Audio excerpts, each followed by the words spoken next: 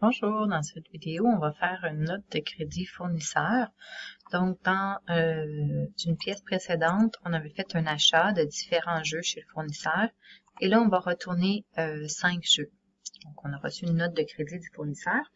Ce qui est important de savoir, c'est quand on va rentrer la note de crédit, ça va se faire, on peut rentrer la note de crédit dans le logiciel QuickBooks, mais ça va diminuer le solde qu'on doit au fournisseur. Donc, par exemple, cette facture-là était payée comptant.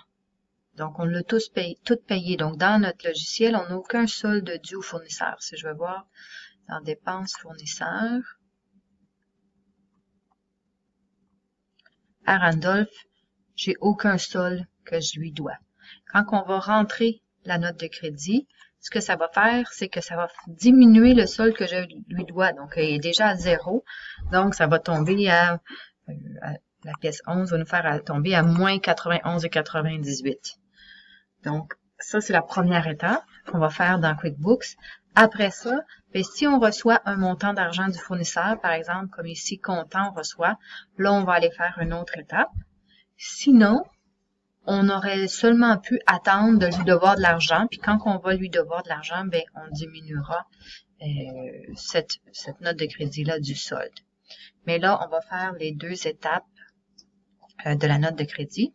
La première étape, c'est de retourner les articles. Donc, par exemple, ici, on a retourné 5 articles. Donc, nous, il va falloir que le compte stock il diminue du montant approprié. Je dis le compte stock parce que on se rappelle qu'on achète des jeux pour différentes raisons, soit pour la revente, soit pour jouer sur place, soit pour la location. Et là, les 5 qu'on a retournés, c'est les 5 qu'on avait mis dans les jeux pour la revente. Donc, il faut les enlever. Eux, ils avaient augmenté notre compte stock. Donc, en les retournant, on va faire diminuer notre compte stock. Donc, on va faire un compte stock. On va le faire diminuer. Et c'est de l'ensemble des jeux, donc de 80 $. Ensuite, on va avoir notre compte. Oh, on n'écrit pas moins, hein, un actif qui diminue, on le met dans la colonne crédit. On ne met jamais de signe moins dans une écriture. Ensuite, les comptes taxes à payer. Ben, on avait demandé de l'argent au gouvernement quand on a fait l'achat, taxes à recevoir, mais là, vu qu'on le retourne, on va en demander moins, donc moins, on va augmenter les taxes, on ne pourra pas redemander de l'argent. Donc ça devient un petit peu tricky là. Donc, quand on avait fait l'achat, on avait dit on a des taxes à recevoir du gouvernement. Donc, moins de taxes à payer. Donc, étant donné que là, c'est un retour sur achat, on va augmenter, on va faire l'inverse, donc on va augmenter notre compte de taxes à payer. Passif qui augmente du côté des critiques. Encore là, je vais enlever mon signe moins, donc je vais mettre un petit moins devant. Écrit sur 2 lignes séparées pour être pareil comme QuickBooks. Et ici, ça dit que je vais recevoir un montant d'argent, mais je ne peux pas le faire dans cette opération-là. Il va vraiment avoir 2 opérations distinctes qui vont être faites dans QuickBooks. Donc, une première, elle va diminuer mon compte fournisseur. Donc, je vais devoir moins d'argent à mon fournisseur.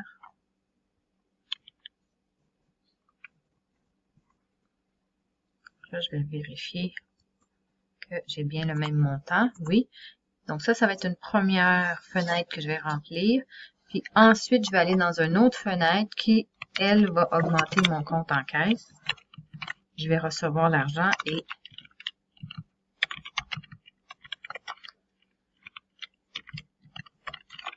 donc là, on s'entend que c'est rare que je reçois de l'argent d'un fournisseur. Hein. C'est pas quelque chose qui arrive souvent. Donc, cette écriture-là, on la fait pas souvent.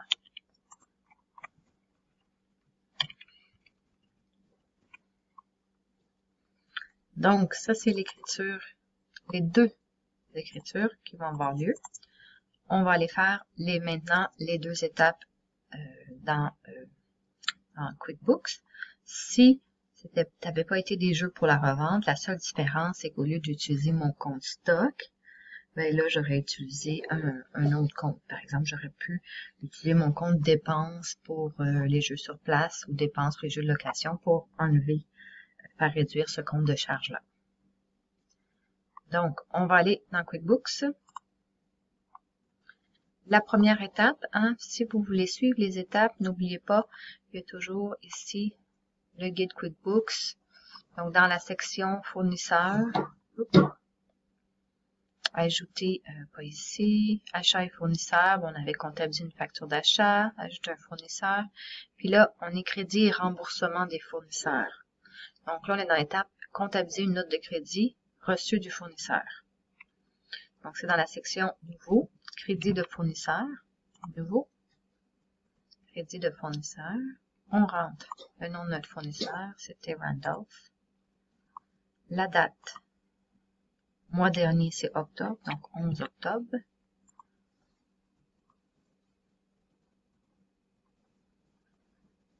Numéro de référence, CR 32145.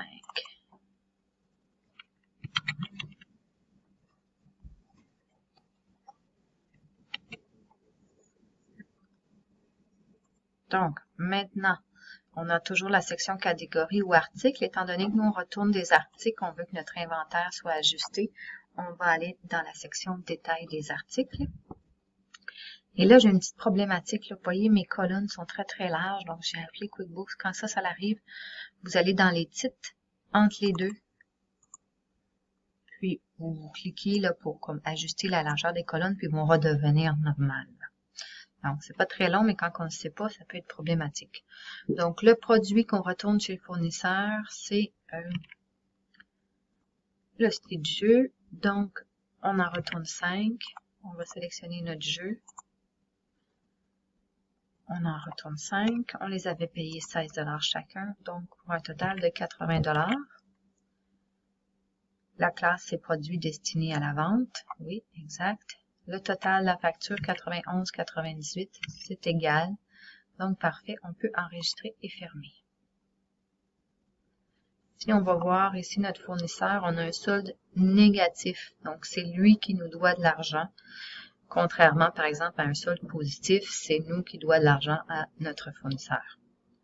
Donc, dans cette facture-là, il y a deux possibilités. On peut attendre de lui devoir de l'argent, puis on annule les deux en même temps. Ou là, on veut recevoir un paiement du fournisseur. Donc, on va aller ici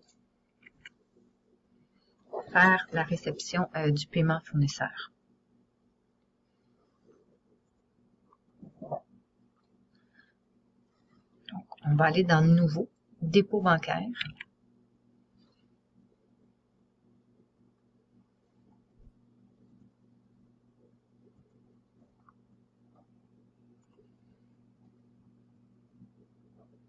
Ici. Le 11 octobre, je pense bien, oui, reçu de Randolph.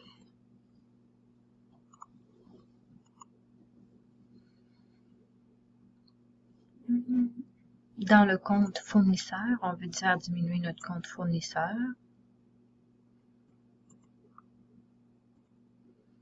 Mode de paiement espèce, montant 91,98.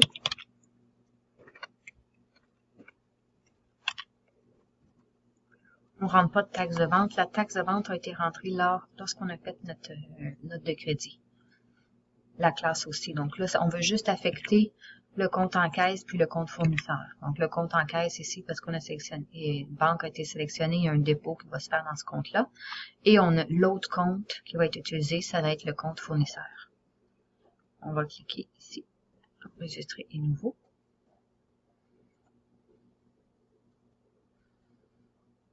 Donc oui, parce qu'on n'a pas de compte d'état des résultats, donc on n'a pas besoin d'utiliser le champ classe. Et on va voir ici que notre solde à Randolph est maintenant égal à 0. Donc, il ne nous doit plus d'argent. Donc, les deux étapes pour cette facture-là ont été faites. J'ai entré la note de crédit qui a ajusté mon inventaire dans ce cas-ci parce que c'est des produits destinés à la vente et qui a fait diminuer mon compte fournisseur. Et ensuite, étant donné que dans cet exemple-ci, je reçois le paiement, j'ai été recevoir le paiement dans une deuxième étape. Donc, une fois que notre note de crédit a été rentrée et on a été faire le dépôt, donc dans la fenêtre dépôt bancaire pour dire qu'on a reçu l'argent du fournisseur, il faut lier ces deux opérations-là ensemble. Donc, comment est-ce qu'on va faire pour lier ces deux opérations-là ensemble? Ça va être dans la fenêtre dépenses. Donc, fournisseur dépenses. Le fournisseur, c'est Randolph. Et il nous dit ici, il y a comme deux opérations qui ne sont pas tout à fait complétées dans le système. Donc, nous, on va ajouter les deux. Je préfère ajouter et ajouter. Je vais faire tout ajouter. Donc, les opérations non réglées, il y a un dépôt, puis un crédit fournisseur. Ça s'annule, ça fait 0. Il n'y aura pas d'écriture comptable faite en faisant ça ici, mais c'est juste pour comme finaliser ces deux opérations-là. Donc, on fait enregistrer et fermer. Le solde dû n'a pas changé. Il n'y a pas eu d'écriture comptable, mais on ne restera pas avec des opérations en suspens dans le logiciel.